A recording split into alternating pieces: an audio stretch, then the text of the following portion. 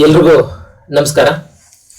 ಕರ್ನಾಟಕ ಸರ್ಕಾರ, ಜಿಲ್ಲಾ ಪಂಚಾಯತ್ ಮಂಡ್ಯ ಹಾಗೂ ಜಿಲ್ಲಾ ಶಿಕ್ಷಣ ಮತ್ತು ತರಬೇತಿ ಸಂಸ್ಥೆ ಡಯಟ್ ಮಂಡ್ಯ ಜಿಲ್ಲೆ ಸ್ಫೂರ್ತಿ ಸೆಲೆ 2025-26ನೇ ಸಾಲಿನಲ್ಲಿ SLC ಪರೀಕ್ಷೆ ಬರೆಯುತ್ತಿರುವ ವಿದ್ಯಾರ್ಥಿಗಳಿಗೆ ಪರೀಕ್ಷಾ ಮಾರ್ಗದರ್ಶನ ವಿಡಿಯೋ, ವಿಷಯ ವಿಜ್ಞಾನ, ಪ್ರಸ್ತುತಿ ಲಕ್ಷ್ಮಣ್ ಬಹದ್ದೂರ್, ಸಹ ಶಿಕ್ಷಕರು, ಕರ್ನಾಟಕ ಪಬ್ಲಿಕ್ ಸ್ಕೂಲ್, ಅರಕೆರೆ, ಶ್ರೀರಂಗಪಟ್ಟಣ ತಾಲೂಕು, ಮಂಡ್ಯ ಜಿಲ್ಲೆ. ಈ ವಿಡಿಯೋದಲ್ಲಿ ಭೌತಶಾಸ್ತ್ರದ ಸೂತ್ರಗಳು ಎರಡು ಅಧ್ಯಾಯಗಳಲ್ಲಿ ತಮಗೆ ಸಮಸ್ಯೆಗಳು ಬರುತ್ತೆ. ಒಂದು ವಿದ್ಯುತ್ ಶಕ್ತಿ, ಹಾಗೆ ಇನ್ನೊಂದು ಬೆಳಕು, ಪ್ರತಿಫಲನ ಮತ್ತು ವಕ್ರೀಭವನ. ಈಗ ಮೊದಲನೇದು ವಿದ್ಯುತ್ ಶಕ್ತಿ ಪಾಠದಲ್ಲಿ ಬರ್ತಕ್ಕಂತಹ ಪ್ರಮುಖವಾದಂತಹ ಸೂತ್ರಗಳನ್ನ ನಾವೀಗ ಒಂದೊಂದಾಗಿ ನೋಡ್ತಾ ಹೋಗೋಣ. ಮೊದಲನೇದು ವಿದ್ಯುತ್ ಪ್ರವಾಹ.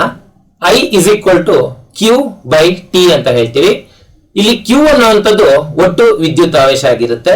T ಅಂದ್ರೆ ಕಾಲ, ಹಾಗೆ I ಅಂದ್ರೆ ವಿದ್ಯುತ್ ಪ್ರವಾಹ ಆಗಿರುತ್ತೆ. ವಿದ್ಯುತ್ ಪ್ರವಾಹಕ್ಕೆ ಸಂಬಂಧಪಟ್ಟಂತೆ ಲೆಕ್ಕಗಳನ್ನ ಕೊಟ್ರೆ ಅಲ್ಲಿ ನಿಮಗೆ ಏನಾದ್ರು ಈ ಸೂತ್ರ ಅಪ್ಲೈ ಆದ್ರೆ ನೀವು ಈ ಒಂದು ಸೂತ್ರನ ಅಲ್ಲಿ ಬಳಸಬಹುದು. ಹಾಗೆ ಎರಡನೇದು ವಿಭವಾಂತರ. V = W/Q ಅಂತ ಹೇಳ್ತೀವಿ. ಇಲ್ಲಿ V ಅಂದ್ರೆ ವಿಭವಾಂತರ, W ಅಂದ್ರೆ ನಡೆದ ಕೆಲಸ, Q ಅಂದ್ರೆ ವಿದ್ಯುತ್ ಆವೇಶ ಆಗಿರುತ್ತೆ. ಹಾಗೆ ತುಂಬಾ ಪ್ರಮುಖವಾದಂತಹ ಒಂದು ಸೂತ್ರ ಯಾವ್ದಪ್ಪ ಅಂತ ಹೇಳಿದ್ರೆ ಓಮನ ನಿಯಮದ ಸೂತ್ರ ಆಗಿರುತ್ತೆ. ಈ ಓಮದ ನಿಯಮದ ಸೂತ್ರದಲ್ಲಿ ಮೂರು ಸೂತ್ರಗಳನ್ನ ನಾವು ನೋಡ್ತೀವಿ. ಒಂದು R = V/I, ಮತ್ತೆ ಇನ್ನೊಂದು I = V/R, ಹಾಗೆ ಇನ್ನೊಂದು ಸೂತ್ರ V = I × R ಅಂತ ಹೇಳ್ತೀವಿ. ಈಗಾಗಲೇ ನಿಮ್ಗೆ ಗೊತ್ತಿರೋ ಹಾಗೆ V ಅಂದ್ರೆ ವಿಭವಾಂತರ, I ಅಂದ್ರೆ ವಿದ್ಯುತ್ ಪ್ರವಾಹ, ಹಾಗೆ R ಅಂದ್ರೆ ರೋಧ ಅಂತ ಹೇಳ್ತೀವಿ. ಇನ್ನೊಂದು ಸೂತ್ರ R = ρ × L/A ಅಂತ ಹೇಳ್ತೀವಿ. ಇಲ್ಲಿ ರೋ ಅಂದ್ರೆ ವಾಹಕ ವಸ್ತುವಿನ ವಿದ್ಯುತ್ ರೋಧಶೀಲತೆ, ಹಾಗೆ R ಅಂದ್ರೆ ರೋಧ, L ಅಂದ್ರೆ ವಾಹಕದ ಉದ್ದ, A ಅಂದ್ರೆ ವಾಹಕದ ಅಡ್ಡ ಕೊಯ್ತ ಅಂತ ಹೇಳ್ತೀವಿ. ನೆಕ್ಸ್ಟ್ ಮುಂದಿನ ಸೂತ್ರ ಸರಣಿ ಜೋಡಣೆಯಲ್ಲಿ ಸಂಯೋಜನೆಯ ರೋಧ ಅಂತ ಹೇಳ್ತೀವಿ. ಇದರ ಸೂತ್ರ RS = R1 + R2 + R3 ಆಗಿರುತ್ತೆ. ಹಾಗೆ ಸಮಾಂತರ ಜೋಡಣೆಯಲ್ಲಿ ಸಂಯೋಜನೆಯ ರೋಧದ ಸೂತ್ರ 1/Rp = 1/R1 + 1/R2 + 1/R3 ಆಗಿರುತ್ತೆ. ಮತ್ತೊಂದು ತುಂಬಾ ಪ್ರಮುಖವಾದಂತಹ ಒಂದು ಸೂತ್ರ ಯಾವುದು ಅಂತ ಹೇಳಿದ್ರೆ ಜೌಲನ ಉಷ್ಣೋತ್ಪಾದನಾ ನಿಯಮದ ಸೂತ್ರ ಆಗಿರುತ್ತೆ. H = I² × R × T ಅಂತ ಹೇಳ್ತೀವಿ. ಇಲ್ಲಿ H ಅಂದ್ರೆ ಉಷ್ಣ, I ಅಂದ್ರೆ ವಿದ್ಯುತ್ ಪ್ರವಾಹ, R ಅಂದ್ರೆ ರೋಧ, ಹಾಗೆ T ಅಂದ್ರೆ ಕಾಲ ಅಥವಾ ಸಮಯ ಆಗಿರುತ್ತೆ. ಮುಂದಿನ ಸೂತ್ರ ವಿದ್ಯುತ್ ಸಾಮರ್ಥ್ಯ P, ಇದನ್ನ ಲೆಕ್ಕಿಸುವಂತ ಒಂದು ಸೂತ್ರ. ಮೂರು ಸೂತ್ರಗಳು ಇದರಲ್ಲಿ ಬರುತ್ತೆ.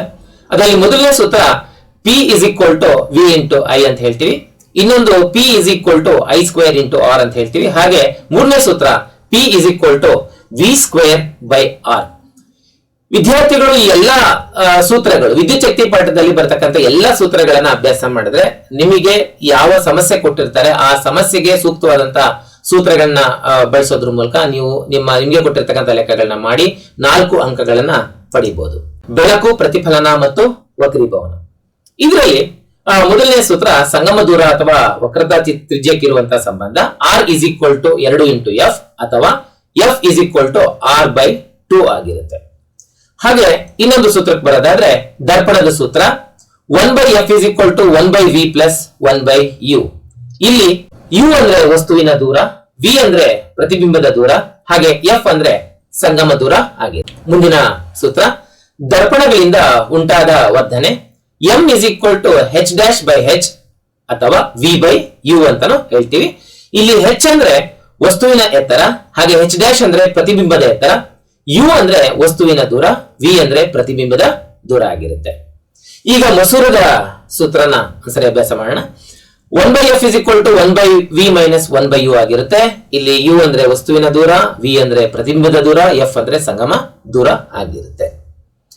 ಹಾಗೆ ಇನ್ನೊಂದು ಸೂತ್ರ ಮಸೂರಗಳಿಂದ ಉಂಟಾದ ವರ್ಧನೆ M = H'/H ಅಥವಾ V/U ಅಂತ ಹೇಳ್ತೀವಿ. ಇಲ್ಲಿ H ಅಂದ್ರೆ ವಸ್ತುವಿನ ಎತ್ತರ, H' ಅಂದ್ರೆ ಪ್ರತಿಬಿಂಬದ ಎತ್ತರ, U ಅಂದ್ರೆ ವಸ್ತುವಿನ ದೂರ, ಹಾಗೆ V ಅಂದ್ರೆ ಪ್ರತಿಬಿಂಬದ ದೂರ ಆಗಿರುತ್ತೆ. ಈಗ ಕೊನೆಯ ಸೂತ್ರಕ್ಕೆ ಬರೋದಾದ್ರೆ ಮಸೂರದ ಸಾಮರ್ಥ್ಯದ ಸೂತ್ರ P = 1/F ಅಥವಾ F = 1/P. ಇಲ್ಲಿ P ಅಂದ್ರೆ ಮಸೂರದ ಸಾಮರ್ಥ್ಯ, ಹಾಗೆ F ಅಂದ್ರೆ ಸಂಗಮ ದೂರ ಆಗಿರುತ್ತೆ. ವಿದ್ಯಾರ್ಥಿಗಳು ಎಲ್ಲಾ ಏನು ಸೂತ್ರಗಳನ್ನ ಸರಿಯಾಗಿ ಅಭ್ಯಾಸ ಮಾಡಿದ್ರೆ ಈ ಒಂದು ಬೆಳಕು ಪ್ರತಿಫಲನ ಮತ್ತು ವಕ್ರೀಭವನದಲ್ಲಿ ಬರ್ತಕ್ಕಂತಹ ಎಲ್ಲ ಲೆಕ್ಕಗಳನ್ನ ಮಾಡಿ 4 ಅಂಕಗಳು ವಿದ್ಯಾರ್ಥಿಗಳು ಪಡಿಬಹುದು. ಎಲ್ರಿಗೂ ನಮಸ್ಕಾರ, ವಂದನೆ.